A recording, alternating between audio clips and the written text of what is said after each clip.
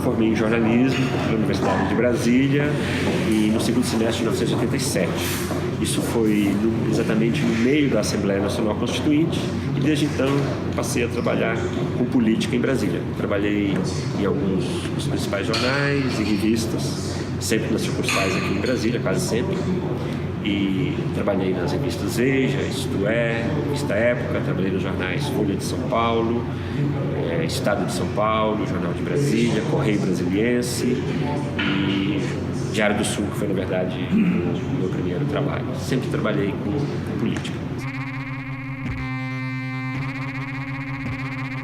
Pessoalmente, esse interesse surgiu ainda na minha adolescência, quando eu me mudei para Brasília e na época da abertura política. E ficou mais, havia muito mais material para ser lido sobre esses assuntos. Eu passei desde então a me interessar, tanto jornais como revistas, tabloides, e que já se falava mais abertamente sobre o que se passava na ditadura. Depois disso durante um tempo de universidade, eu tive uma militância no movimento estudantil, que também me manteve muito próximo da discussão política do país. E depois, como estudante de jornalismo também, por estar em Brasília e ser exatamente na época dessa transição política da ditadura para a democracia, entre 85, 86, 84, esse período todo. Então, por ter esse período, Brasília, a faculdade, o curso em Brasília era muito voltado para a política também, e que naquele tempo era o final da ditadura. E depois disso eu passei a fazer algumas matérias relacionadas ao tema. Eu cobri a área militar pelo jornal Estado de São Paulo e pela Folha de São Paulo, então eu passei a conhecer um pouco mais dos temas militares. E depois disso, de vez por outra, eu fazia alguma matéria. Os primeiros documentos que eu li, documentos secretos sobre a ditadura, foi entre 96 e 97, 1996, 1997. Esses documentos eles eram muito difíceis, assim, não havia nenhum tipo, não eram tornados públicos, estavam em arquivos secretos, guardados pelos órgãos que os produziram, ou então por pessoas que tiveram acesso a algum momento e os guardaram, normalmente militares. E esse tipo de documento, no início que se tinha acesso, só depois, já nos últimos anos, com lei de acesso à informação, que já houve um acesso público mais fácil, mas no início não. Isso você dependia de pessoas que tinham acesso de alguma maneira a esses documentos e cada um, por suas razões, passava esses documentos aí para jornalistas, para que fossem publicados. Foi assim que eu comecei. Os primeiros documentos que eu vi foram sobre o golpe de 1964, eu publiquei isso na revista Isto É, ainda na década de 90. Depois eu passei a publicar mais coisas já no Correio Brasiliense, já documentos relativos à guerrilha do Araguaia, que foi o tema depois do meu primeiro livro. Esse livro ele é escrito em parceria com o jornalista Thaís Moraes. Em 2001, eu trabalhava no Correio Brasiliense e eu passei 2 semanas na região da guerrilha do Araguaia conversando com militares, com moradores da região que tinham, de alguma maneira, tido algum contato, alguma relação com a guerrilha. A guerrilha foi entre 72 e 74. Esse período que eu passei nessa região do Araguaia, eu entrevistei em torno de 30 moradores da região. Isso deu origem a uma série de reportagens em que se falava de como essas pessoas tiveram contato com a guerrilha, e casos até mais duros, mais pesados, como um morador da região que foi mateiro do exército e viu quando um guerrilheiro foi morto, depois ele teve a cabeça cortada e depois esse próprio mateiro carregou a cabeça desse guerrilheiro. Então tinha uns relatos ainda muito próximos ainda do que tinha acontecido. E depois da publicação desse material, foi uma semana mais ou menos que essa série foi publicada no Correio Brasiliense, eu fui procurado pela Thaís Moraes, que tinha documentos, ela tinha recebido esses documentos de um militar, e essa documentação, ela tinha interesse em escrever um livro. Inicialmente eu não tinha interesse, mas eu tinha interesse jornalístico no material. Depois eu aceitei escrever o livro, achei que era importante que esse material fosse tornado público. Também continuei as pesquisas por outros meios, consegui, por exemplo, com o jornalista Matheus Leitão, que agora escreveu um livro sobre esse assunto, eu consegui, eram ainda inéditos, os documentos sobre a prisão dos militantes do PCdoB no Espírito Santo, e isso é importante para o desmantelamento do apoio urbano à guerrilha do Araguaia. Esse documento esse material foi publicado pela primeira vez também nesse livro. E para fazer o livro, além desses documentos que eram no final, quando se juntou o material da Thaís, mais o material que já tinha sido de alguma maneira divulgado, já coisas de processos de familiares também, mais esse material do Espírito Santo, deu em torno de 1.200 páginas de documentos secretos na época. É importante contextualizar, esses documentos ainda não tinha documentos públicos, então essa era uma documentação que chamou bastante atenção por isso. Foi talvez o primeiro livro que tenha sido, com exceção do Hélio Gaspari, talvez tenha sido o primeiro livro escrito mostrando a quantidade de documentos que tinha sido acumulado produzidos durante a ditadura, que muitas vezes negava a existência de documentos, e o livro mostra como havia documentos, como eram detalhados e como era importante ter essa documentação. Então esse material do Araguaia é um pouco isso. Esse livro foi publicado em 2005, ganhou o prêmio Jabuti de 2006, Jabuti de melhor livro reportagem. Em 2013 eu fazia uma assessoria para a Comissão Nacional da Verdade, e eu fui procurado por um amigo jornalista de Brasília que me perguntou se eu conhecia o caso de Paulo Dionísio, que a família me disse que ele tinha dúvidas sobre se ele teria, se a morte dele na Holanda em 1970 se tinha relação ou não com algum tipo de envolvimento político. Eu fiquei só 6 meses na Comissão da Verdade, não houve tempo para eu aprofundar as pesquisas, mas eu guardei essa história. E em 2015 saí de um trabalho que eu estava e eu decidi investir em algumas histórias, investir jornalisticamente em algumas histórias relativas à ditadura e o primeiro dessas histórias é esse livro, A Morte do Diplomata, o Mistério Arquivado pela Ditadura.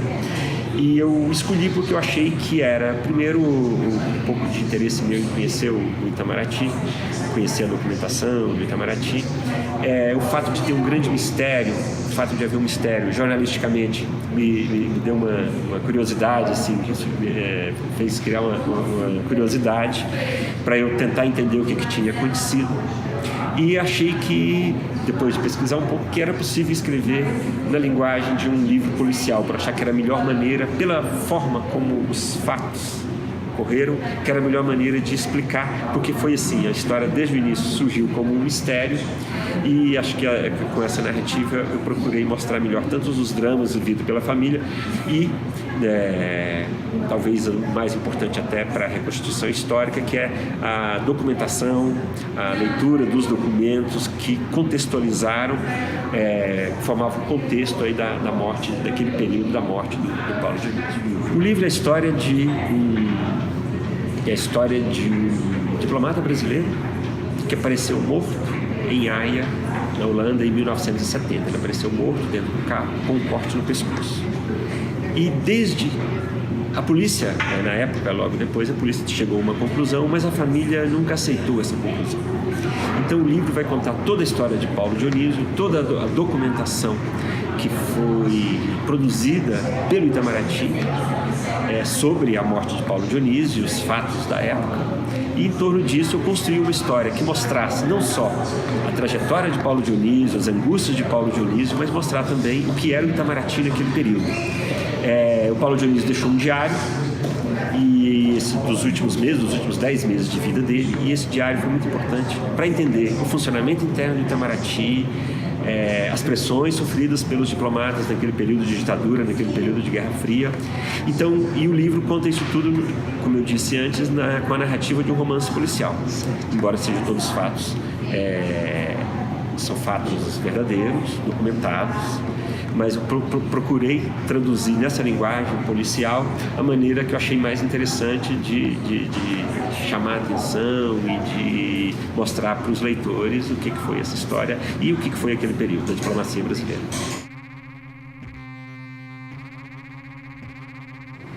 A principal documentação é a documentação do Itamaraty, produzida principalmente pela Embaixada do Brasil em Haia, mas há também documentos produzidos pela Embaixada do Brasil em Londres, e também material produzido pela Secretaria de Estado do Itamaraty. Então, a base do livro, a base documental, são documentos produzidos pelo Itamaraty, mas há também muito material jornalístico produzido na época, tanto pela imprensa brasileira quanto pela imprensa estrangeira, E procurei também entrevistar todas as pessoas envolvidas, ainda vivas, tanto da família como colegas de trabalho, pessoas que o conheceram, amigos, para tentar mostrar quem era esse personagem e tentar mostrar dentro do Itamaraty o que foi a trajetória dele e os fatos que de alguma maneira tiveram relação com a morte de Paulo de Oliveira. O Itamaraty era um órgão muito tradicional, uma instituição muito tradicional, uma instituição muito preparada e que, por causa disso, ele tem suas características próprias e assim também foi durante a ditadura. Agora, não é possível negar a atuação ostensiva do Itamaraty na defesa dos interesses da ditadura. Claro que há coisas que são normais de qualquer diplomata. Acompanhar a imprensa, o trabalho de imprensa, as reportagens que se faz lá fora, ter uma compreensão sobre a política local, tudo isso é normal. Mas que algumas informações que o livro traz que mostram que algumas ações do Itamaraty extrapolaram isso. Por exemplo, foi morto pela ditadura no Brasil um militante político chamado Olavo Hansen. Ele foi morto em 1970. Desde o início, os presos políticos que estavam presos junto com ele denunciaram que ele havia sido morto, assassinado durante a tortura, e não como a ditadura disse que ele teria suicidado, que ele teria tomado um veneno de rato. Como houve uma denúncia fora do Brasil, feita pelos defensores de direitos humanos, houve denúncias feitas tanto na OIT quanto em outros organismos, o Itamaraty, esse é um caso bem específico, mas o Itamaraty passou a divulgar lá fora a versão mentirosa de que o Olavo Hansen tinha suicidado, sendo que ele foi assassinado. Isso é a conclusão que chegou agora também à Comissão da Verdade, mas já na época havia as denúncias pelos presos que o viram na cadeia. Então esse é um caso bem específico que mostra o Itamaraty divulgando fora do Brasil, a Secretaria de Estado orientando a Embaixada do Brasil em Londres a divulgar a versão mentirosa de que seria suicídio de Olavo Hansen e não um assassinato pelos agentes da repressão. Então, assim como esse é um caso bem específico, assim como também o tipo de vigilância e o tipo de relação até com a polícia inglesa, da diplomacia brasileira, do embaixador em Londres na época, em busca de informações para que fossem usadas na perseguição aos exilados brasileiros, aos brasileiros que tinham sido banidos, aos brasileiros que tinham saído daqui fugindo da ditadura. Então esse tipo de acompanhamento e perseguição também não dá, desautoriza a conclusão de que o Itamaraty não teria tido uma participação mais próxima e mais em favor da ditadura.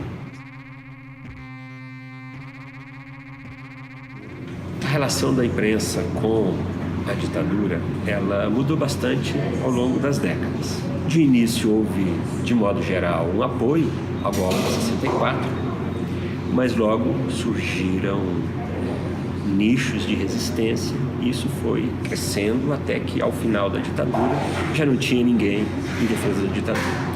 Qualquer pesquisa hoje a ser feita sobre a ditadura necessariamente vai ter de recorrer ao trabalho jornalístico, que é amplo, importante, material produzido ainda durante a ditadura. Falamos sobre a guerrilha do Araguaia. A primeira reportagem sobre a guerrilha do Araguaia foi publicada ainda durante a guerrilha, em 1972, pelo jornal Estado de São Paulo, uma reportagem sem assinatura que foi escrita pelo jornalista Henrique Goulart Filho, Gugon, que esteve na guerrilha com o exército e fez a primeira reportagem. Essa matéria não foi tão importante na época, que foi reproduzido pelo New York Times.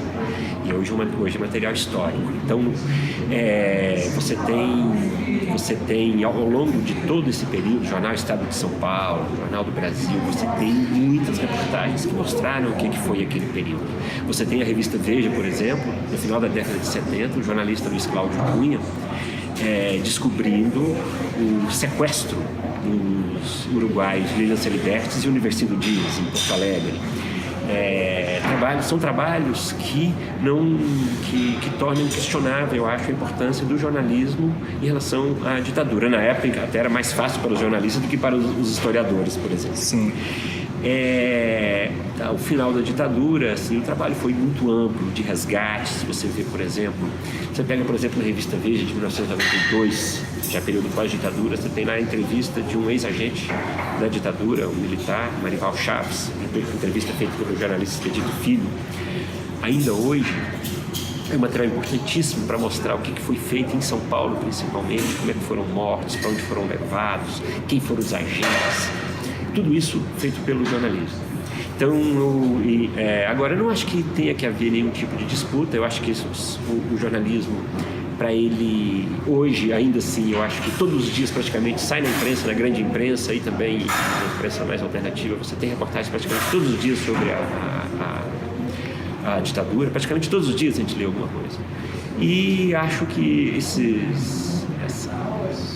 negacionismo é uma coisa muito restrita e que é só de um setor muito pequeno, e acredito que, claro, a ditadura tinha as pessoas que a apoiavam e ainda hoje há quem tem essa divisão, mas acredito que isso seja uma coisa minoritária na população e dentro da imprensa absolutamente minoritária, não tenho a menor dúvida. Você tem uma ou outra pessoa eventualmente dando uma opinião, relativizando alguma coisa, mas na minha opinião isso é absolutamente residual. Acho que o que a imprensa brasileira já fez sobre a ditadura, desde a ditadura, não desde o iniciozinho, mas logo depois, quando começaram a aparecer os primeiros casos mais graves de tortura, de censura, eu acho que já é histórico esse trabalho da imprensa nesse caso. E acho que hoje é fonte de pesquisa, não só para os leitores comuns, mas para historiadores e tudo mais, esse trabalho da imprensa.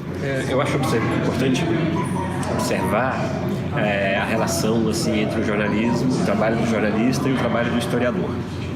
Eu tendo a acreditar que tem duas maneiras do trabalho jornalístico ter a importância histórica.